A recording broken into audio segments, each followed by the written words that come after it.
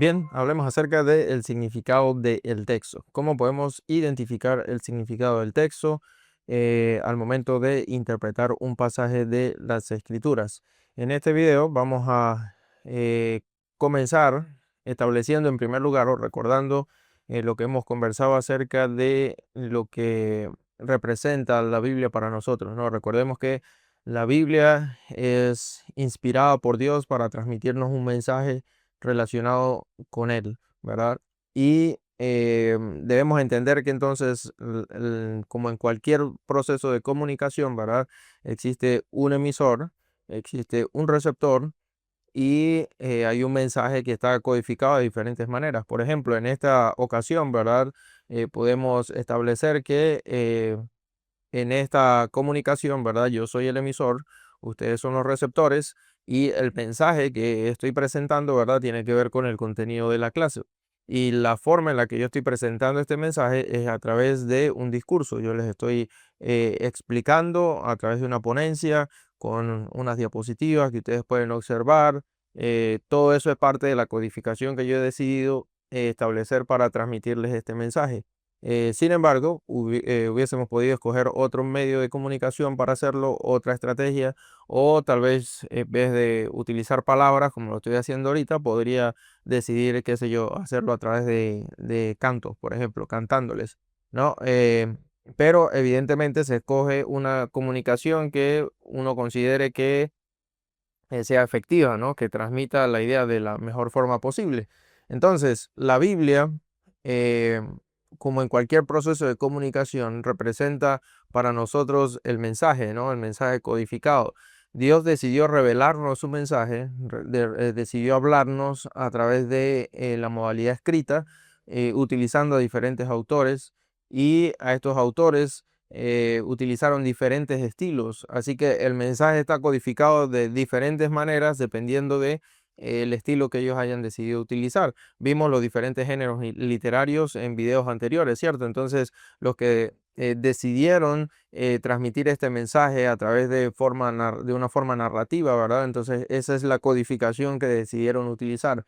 Y en el caso de los autores de las cartas, ¿verdad? Sabemos que están hablando directamente con hermanos, iglesias, comunidades con necesidades específicas, así que ellos decidieron utilizar esta forma de comunicarse con ellos, ¿no?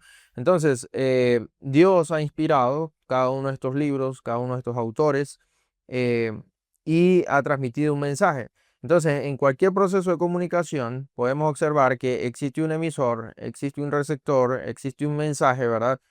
Y hay un significado detrás de ese mensaje. Ese mensaje transmite un significado, pero es importante que entendamos que el significado lo construyen tanto el emisor como el receptor. Hay una gran responsabilidad en el emisor porque el emisor es quien tiene la intención, ¿sí? Entonces yo como emisor de este mensaje en esta clase, ¿verdad? Yo tengo una intención y es transmitirles a ustedes qué es el significado del texto, ¿no? Entonces, yo tengo una intención, ustedes como receptores están recibiendo este mensaje, y esa intención que yo tengo es el significado que está detrás de lo que yo les estoy expresando, ¿no? Entonces, sin embargo, si hay cosas que yo no explique bien, si hay palabras que yo utilice o explicaciones que que no estén a la altura, ¿verdad? Entonces puede que ustedes como receptores simplemente no reciban lo que yo les quiero transmitir. Entonces, al final, aunque hay un significado en mis palabras, ¿verdad? Tal vez ese significado no es el que ustedes perciban si yo no lo hago de la forma correcta o si ustedes no tienen la misma categoría de pensamiento que yo supongo que tienen, ¿no? Entonces, por eso hemos conversado tanto acerca de la importancia del contexto histórico, cultural, del contexto literario, porque nosotros podemos identificar ese significado en la medida en que nosotros podamos apegarnos lo más posible, ¿verdad?, a estos elementos, ya que los receptores originales entendieron el significado del mensaje que Dios estaba transmitiendo a través de estos autores, porque Dios les estuvo hablando en su propio idioma, en su propio contexto, y recibían y entendían esto, ¿verdad? Nosotros, sin embargo, estamos en tiempos diferentes. Entonces, cuando hablamos del significado del texto bíblico, nos referimos al mensaje que Dios, por medio de los autores bíblicos, quiso transmitir a la audiencia original. Escuche bien esto, hago énfasis en esto porque esto es importante que lo tengamos claro. El mensaje que Dios le quiso transmitir a la audiencia original.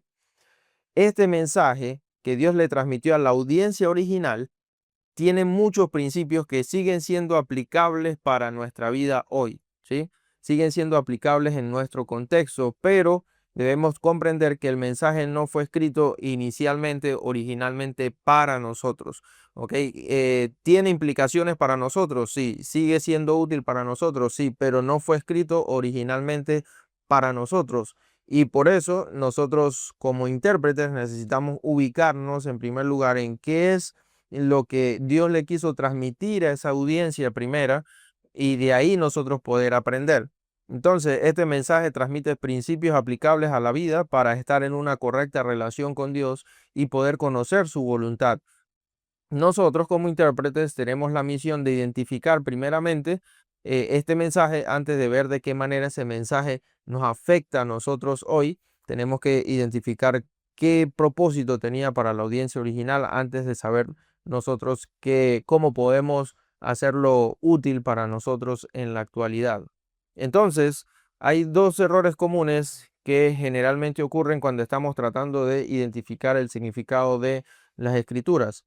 Un error número uno es a veces por este concepto, ¿verdad? De que Dios es el autor principal, tendemos a espiritualizar mucho el mensaje.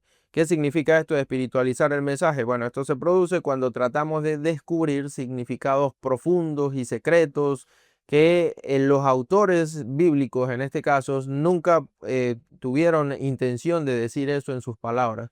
¿Por qué? Porque tal vez son conceptos que manejamos nosotros modernamente o situaciones que se dieron muy, pero muy posterior a lo que los autores bíblicos estaban escribiendo. Y esto pasa porque, bueno, como decimos, bueno, al final Dios es el autor, entonces no hay problema con eso, pero no. Recordemos que Dios está comunicándose con alguien. Y esa comunicación, aunque nos beneficia a nosotros de manera indirecta, fue de forma directa para una audiencia específica. Así que recuerdan una de las reglas hermenéuticas que pusimos hace unos videos atrás, de que un texto no puede significar para nosotros algo que no significó para la audiencia original. ¿Por qué? Porque esa audiencia tuvo que haber comprendido algo y ese mensaje es el que nosotros estamos tratando de descubrir. Entonces, esta espiritualización ocurre de varias formas. Número uno, ocurre mucho cuando tratamos de alegorizar todos los pasajes, ¿sí? Es cierto que en la Biblia nosotros encontramos ciertos pasajes que tienen la categoría o entran en la categoría de alegorías, pero no todos los pasajes son alegóricos, es decir, no todos los pasajes tienen un significado superior. Así que les animo, ¿verdad?, a que investiguen un poco más sobre qué es la alegorización y vean cómo esta práctica de alegorizar todos los pasajes eh, es muy perjudicial, pues por esto mismo, porque estamos tratando de buscar mensajes secretos, ocultos por ahí del pasaje que en realidad nunca pudieron haber estado conectados con lo que el autor realmente le estaba diciendo a la iglesia en ese momento. La segunda forma es a través de códigos. Esto se volvió muy famoso, especialmente con la interpretación del Apocalipsis. Entonces, esta idea de que en la Biblia hay códigos ocultos, secretos, que predicen cosas futuras. Incluso algunos han tratado de descubrir ciertos códigos para predecir cuándo es que va a venir Jesús y otros predicen, no sé, cuándo va a ser el fin del mundo. En fin, hay un montón de predicciones que supuestamente salen a partir de códigos ocultos que supuestamente están en la Biblia, pero la Biblia no funciona así, no funciona de esa manera. Por otro lado, otro error muy común al momento de identificar el significado del texto tiene que ver con la idea de que para nosotros poder respetar la palabra de Dios tenemos que interpretarla de forma literal en todos los sentidos. ¿A qué nos referimos con esto? Bueno, pues que si leemos que Jesús dice que debes sacarte el ojo, ¿verdad? Cortarte la mano para poder entrar en el reino de los cielos. Entonces, no, pues si Jesús lo está diciendo, ¿verdad? Para ser respetuosos con las palabras de Jesús, tenemos que aceptar de que efectivamente eso es algo literal que tiene que pasar, ¿no? Entonces, em, el problema con esto es que solamente con este ejemplo que estamos poniendo, ¿verdad? Es bastante imposible, es muy, pero muy, muy poco probable de que realmente nosotros podamos interpretar cada pasaje de forma literal. Recuerdan que al principio cuando hablamos de los métodos de interpretación decíamos que tenemos que conseguir un método que sea coherente, ¿cierto? Y decíamos que un método incoherente es cuando nosotros lo podemos aplicar en unos pasajes, pero en otros no. Entonces a veces nosotros queremos forzar, ¿verdad? A la Biblia, a que no tenemos que interpretarla tal cual como dice ahí. No podemos irnos para un lado o para el otro, porque para ser respetuosos con la Biblia tenemos que interpretarla literal como está ahí. El problema es que, como ya vimos, la Biblia está compuesta por diferentes géneros, estilos literarios. Hay muchísimas figuras literarias en las escrituras que no pueden ser, escuchen bien, no pueden ser interpretadas de forma literal. Y entonces sería muy, pero muy inconsistente que nosotros tratemos de hacer esto.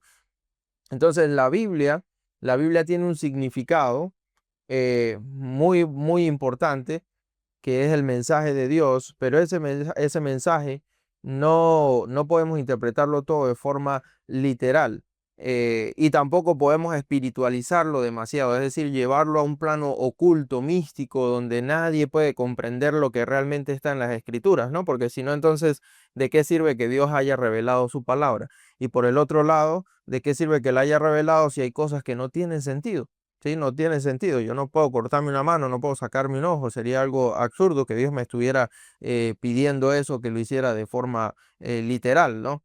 Entonces, cuando hablamos de interpretar el mensaje, nuestro objetivo como intérpretes es identificar el significado literario. Entonces, el significado literal es leer tal cual lo que está ahí y interpretarlo de esa forma. Si es córtese la mano, es córtese la mano. Si es sáquese un ojo, es sáquese un ojo.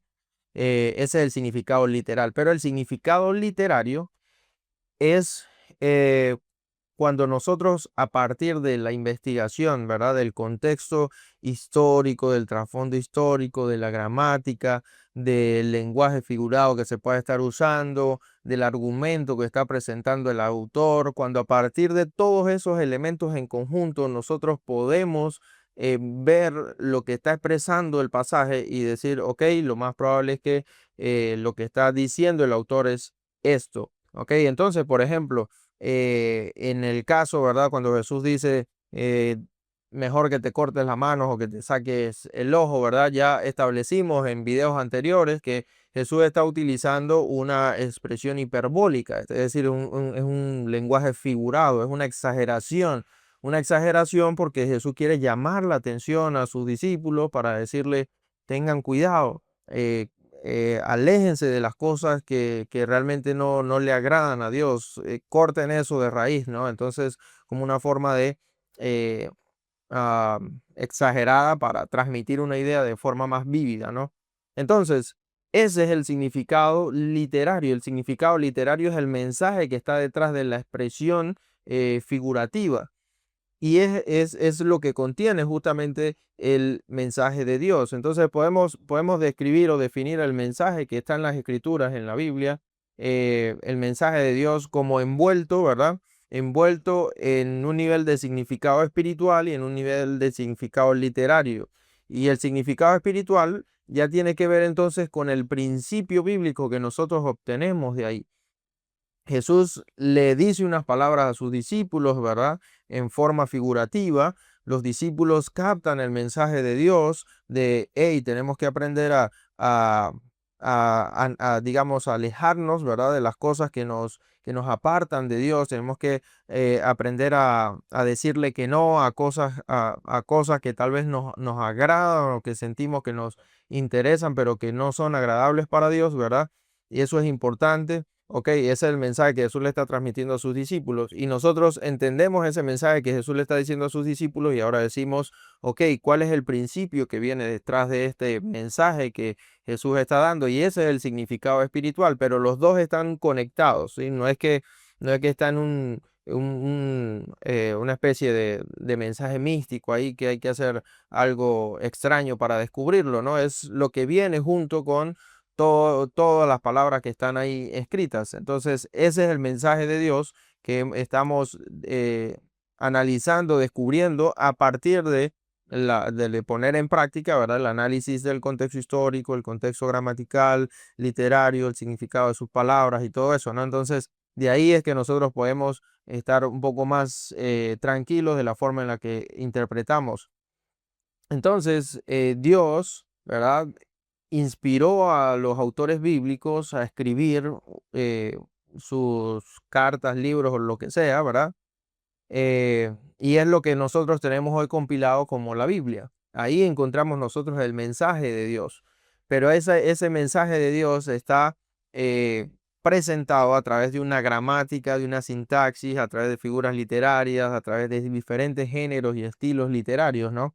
Y ese mensaje nosotros entramos aquí en la mitad, ¿verdad? Para interpretar ese mensaje que la audiencia original recibió.